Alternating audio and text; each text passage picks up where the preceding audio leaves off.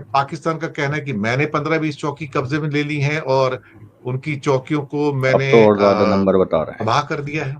29-30। ये सब hello hello guys, guys, मैं हूं मैं तस्कीर हूं नोमान। और हम देखेंगे इस वीडियो के अंदर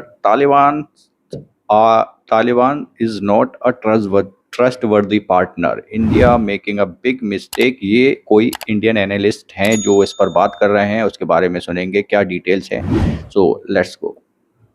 दोस्तों, एक बार फिर से पाकिस्तान और अफगानिस्तान के बीच एक जंग छिड़ गई है।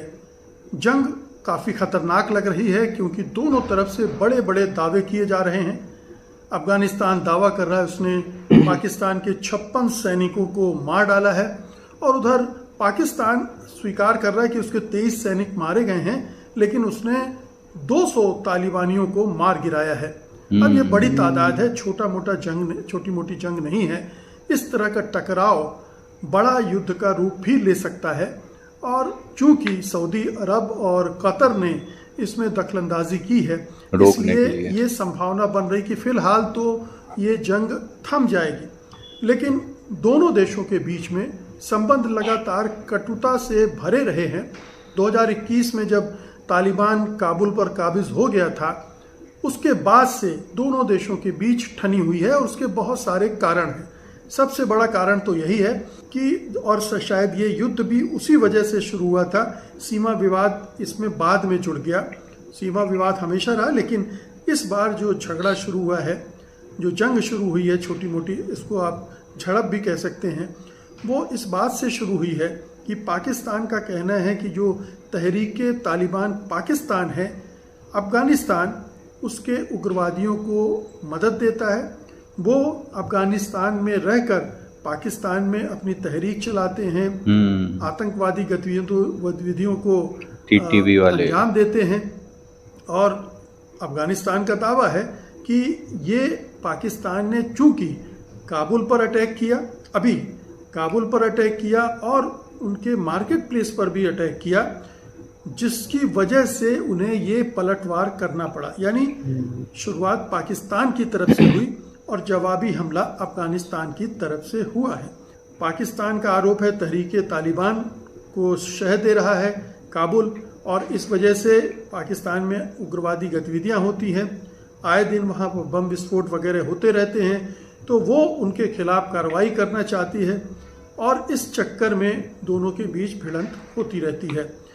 जब अफगान वार चल रही थी, अफगानिस्तान का युद्ध चल रहा था सोवियत संघ के साथ, उस दौरान और उसके बाद फिर अमेरिका ने जो कार्रवाई की अफगानिस्तान पर आईसिस के खिलाफ, या 9/11 के बाद, उसके बाद भी बहुत सारे अफगानी पाकिस्तान में शरण लेने को बाध्य हुए, और अब पाकिस्तान उनको बार बार धकेल रहा है कि अपने देश वापस जाओ। इस वजह से भी तनाव बढ़ रहा है। तो वो अफगानी जो वहाँ पर अभी हैं पाकिस्तान में, वो भी नाराज हैं, और वो तहरीके तालिबान के साथ मिलकर भी काम कर रहे हैं। तो पाकिस्तान के लिए ये एक बड़ी समस्या बन गया है तहरीके तालिबान, और चूंकि काबुल की तरफ से उसे शह मिल रही है, इसमें कोई संदेह नहीं कि जो तालिबान रिजीम है वो तहरीके तालिबान को समर्थन देती है, सहयोग देती है। उसके लिए ये एक कहना चाहिए, तहरीके तालिबान एक औजार की तरह है, हथियार की तरह है, जिसको हाथ में लेकर वो पाकिस्तान पर दबाव बना सकता है, बनाता रहता है। तो अफगानिस्तान इस आतंकवादी संगठन को इस तरह से इस्तेमाल कर रहा है। पाकिस्तान इस पर काबू पाना चाहता है, लेकिन वो काबू पा नहीं पा रहा है। जो अफगानिस्तान में जो भी युद्ध हुआ, उसमें पाकिस्तान की एक बड़ी भूमिका थी। उसने उस समय तालिबान की मदद की, उसको खड़ा किया, और दूसरे जो गुट थे अफगानियों के, जो सोवियत संघ से लड़ रहे थे या अमेरिका से लड़ रहे थे, उनको भी, उनमें से कुछ को मदद भी करता रहा। भारत के लिए तो ये अच्छा है कि अगर पाकिस्तान का एक दूसरा पड़ोसी उससे अदावत रखता है और उसकी वजह से वहाँ पर अस्थिरता पैदा होती है, वो जंग के हालात वहाँ बने रहते हैं, और इसीलिए शायद वो तालिबान को अपने साथ मिलाने की कोशिश में लगा हुआ है। उसकी नाजायज मांगों को भी मान रहा है, और किसी तरह से वो चाहता है कि तालिबान के साथ रिश्ते सामान्य हो जाएं। भले ही तालिबान कट्टरपंथी हो, मुस्लिम कट्टरपंथी हो, महिलाओं के पर अत्याचार कर रहा हो या दूसरे तरह के अत्याचार कर रहा हो, मोदी सरकार उनको अनदेखा कर रही है और इस वजह से उसकी फजीहत भी हो रही। जैसे जो प्रेस कॉन्फ्रेंस की अफगानी विदेश मंत्री ने भारत में, उसमें महिलाओं को नहीं बुलाया, उसकी वजह से भी बहुत फजीहत हुई, लेकिन बाद में एक दूसरी प्रेस कॉन्फ्रेंस में उनको फिर बुलाया गया और उसको मटियाने की कोशिश की गई। तो खैर, ये पूरा मामला है जिसमें अफगानिस्तान और बाद में लेडीज को दिया था गुत्थम गुत्था है, और इन दोनों के गुत्थम गुत्था होने में भारत के लिए खुशी की बात नहीं, लेकिन ये लाभ की स्थिति है कि पाकिस्तान कहीं और ज्यादा बुरी तरह से इंगेज रहता है। बात करेंगे दुनिया में बढ़ते हुए खून खराबे की। कुछ समझ नहीं आता कई बार कि भाई लोग एक दूसरे के खून के प्यासे क्यों हैं। अल्टीमेटली समझ नहीं आ रहा कि हो क्या रहा है पूरी भाई, दुनिया खून की प्यासी हो गई और इतनी जरूरत क्या है आपको किसी न खून का किसी से प्यासा लड़ ही होने रहा है। की। अब जो अफगानिस्तान और खासतौर से पाकिस्तान बॉर्डर पे हो रहा है, अलग अलग वर्जन निकल के आ रहे हैं, अलग अलग दावे हैं उसके अंदर, और उसमें जो दो कंट्री बहुत ज्यादा परेशान होने वाले हैं वो है सऊदी अरेबिया और कतर। और लगातार उनकी इन दोनों कंट्री से बातचीत चल रही है, लेकिन कहीं ना कहीं वो जो टसल है वो जारी है और दावे बड़े अलग अलग हैं यहाँ पर। अगर आप दावे देखेंगे तो कहीं ना कहीं ऐसा लगता है कि ये जो जंग है, ये क्या वास्तव में ही देखा जाए तो इसमें दोनों के कितने कितने बंदे मारे गए हैं। जैसे कि अफगानिस्तान ने एक दावा किया कि हमने 58 लोगों को मार गिराया, पाकिस्तान के जो सोल्जर्स थे, लेकिन पाकिस्तान का कहना है कि उनके करीब करीब 23 सोल्जर्स मारे गए हैं। कुछ खबरों में 29 भी बताया गया है और करीब करीब 25-30 इंजर्ड हुए हैं। और ये भी पाकिस्तान ने बताया कि अफगान और तालिबानी के 200 से ज्यादा लड़ाके मारे गए हैं, और तालिबान का कहना है कि 58 जो सोल्जर्स है वो मारे गए हैं और 20-25 चौकी कब्जे में ले ली हैं। पाकिस्तान का कहना है कि मैंने 15-20 चौकी कब्जे में ले ली हैं और उनकी चौकियों को मैंने तो और ज्यादा नंबर बता रहे हैं, तबाह कर दिया है।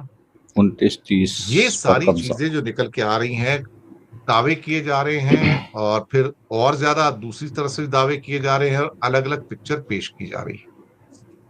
अगर इसके पीछे अभी जो सारा कॉन्फ्लिक्ट चल रहा है, अगर सपोज करो कि हम ये देखें कि ये सारा का सारा मसला है क्या, अल्टीमेटली क्यों ये हो रहा है, कोई तो उसका रीजन होगा।